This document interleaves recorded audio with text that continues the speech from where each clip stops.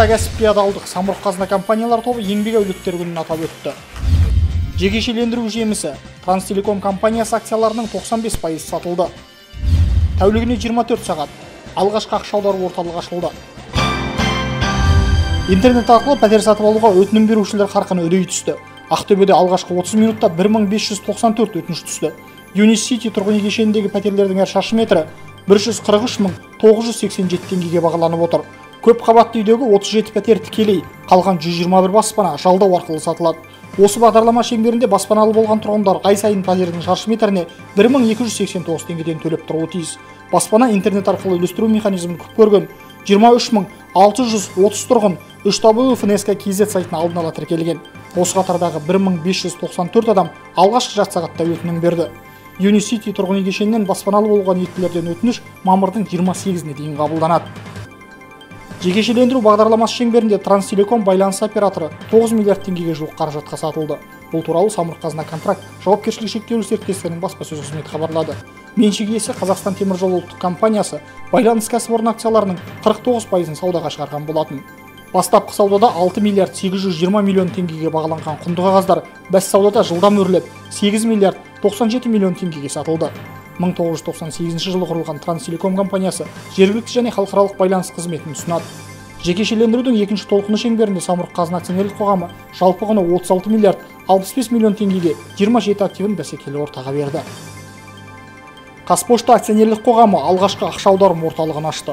Бас қаладағы орталық аптасына 7 күн, тәулігіне 24 сағат ақша аударуға мүмкіндік береді. Заңды тұлға мен жеке тұлғаларға пошталық қызметпен қатар банкілік қызметтерді де көрсете алады. Бұл орталық ел іші мен халықаралық ақша аударымдары, төлем қабылдау, айырбас операцияларын жүзеге асыра алады. Бүгін Астанада самұрық қазына акционерлік қоғамы еңбек әулеттері күнін атап өтті. Салтанатты шараға еліміздің 4 тарабындағы өндірістік компанияларда еңбек етіп жүрген мерейлі отбасылар шақырылған. Қазақстандағы ең ірі жұмыс беруші самұрық қазына тобындағы компанияларда 350 мыңнан астам адам еңбек етеді. Елдегі ішкі жалпы өнімнің тең жартысын осы азаматтар өндіріп келеді. Бүгін ерекше ардақталған әулеттердің бірі Айтбековтер отбасы. Бұл әулеттен тараған 4 ұрпақ 4 ғасырға жуық темір жолда тер төккен. Ол дұрыс нәрсе, бұл керек нәрсе. Біздің өзіміздің отбасының өзі 390 только Айтбековтің, Асановтың немере шөбелері істеп жатыр. Менің балаларым уже 4-ші поколенде, 4-ші буында істеп жатыр. Бұл керек нәрсе. Өйткені жан жаққа қарап, жан жаққа жалтақтамайды. Ол уже мектеп қабырғасынан бітіргеннен бастап тек қана темір жолдың айналасын жағайды. Өйткені оның бойында бақайынан маңдайына дейін темір жолдың ғана қараманда істейтінін ойлайды. Бұл әулет Қарағанды облысындағы Шет ауданының тумасы Айтбек Асановтан тарайды. Сол қазыналық артылған сүрлеу бүгінде сара жолға айналды. Әулеттен тараған 18 жан темір жол саласында еңбек етіп жүр.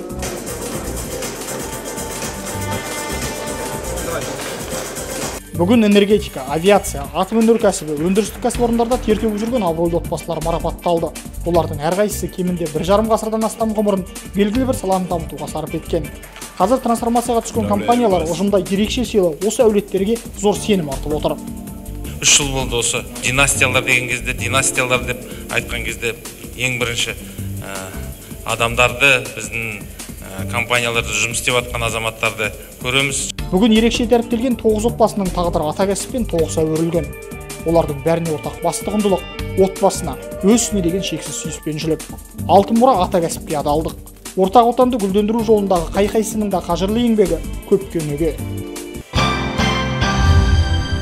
Бүгін дәстүрлі түрде 3-ші рет самұрық қазына қорында еңбек отбасылары күні өткізіліп жатыр. Сондықтан бұл біздің барлық облыстардан, барлық елді мекендерден жиналды осында. Өздерінің қоры үлкен, өздерінің немерелерімен келді осында, балаларымен келді.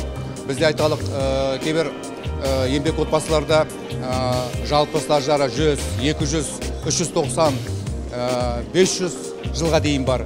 Сондықтан бұл жақсы осындай дәстүр болды. Бұл жақсы бір буыннан кейін тағы да екінші буын келетіндігін. Сондықтан бұл көп отбасыларда бізде осындай еңбек дәстүрлер қалыптасты қазір. Сондықтан меніңше осы біздің ұйымдастырып жатқан осындай мерекеміз өзінің жалғасын табады. Бұған енді барлық самұрық қазына қорының жұмысшылары осыған үйренді. Себебі бұл барлығына енді бір жақсы бір осындай үлгі болады.